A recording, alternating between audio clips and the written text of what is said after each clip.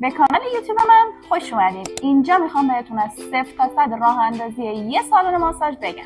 منم مثل خیلی از شما همیشه تو فکر این بودم که یه کاری واسه خودم راه بندازم. اینجوری شد که هی سرچ کردم و هی گشتم ببینم که چه کاری مناسب شخصیت منه. من چندین سال کارمند بودم و تمام مدتش هم فکر می‌کردم که یه بیزینس واسه خودم راه بندازم. اینجوری شد که رفتم یه دوره میکاپ گذروندم. اولا که آرایشگاه زدن خیلی هزینه بره. باید سشوار بخری، اتو بخری، صندلی میکاپ بخری، خیلی داستانش زیاده. دوما معاشرت کردن زیاد با خانوما و حرف زدن زیاد واسه من خیلی سخت بود. واسه همین گشتم یه شغل مناسب شخصیت خودم پیدا کردم.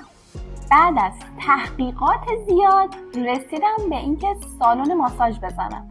اولا که فضای آرامبخش و جذابی داشت واسم. دوما که اصلا برام مهمتر بود هزینه کمتری داشت راه اندازی سالن ماساژ. یه تخت می‌خواستی، یه سری روغن، ولی این اولش بود. تا آخر این ویدیوها میخوام کامل بهتون بگم که چه چالشایی پشت سر گذاشتم.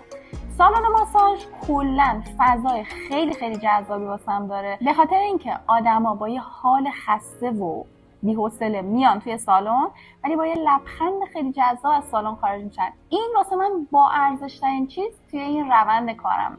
البته اینم بگم خیلی هم راحت نیست راه اندازی سالن ماساژ. اسمش اینه که سالن ماساژ خیلی کار راحتیه.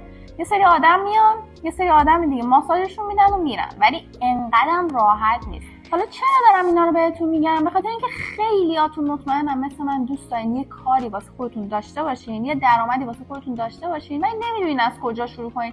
من خیلی اذیت شدم واسه اینکه این پروسه رو طی کنم. دوست ندارم که شماها اذیت بشین. حالا سودش واسه من چیه؟ اینکه شما منو سابسکرایب کنید و لایک کنید. من بهتون اطلاعاتی که این مدت کسب کردم میگم، شما هم با لایکاتون بهم انرژی میدین.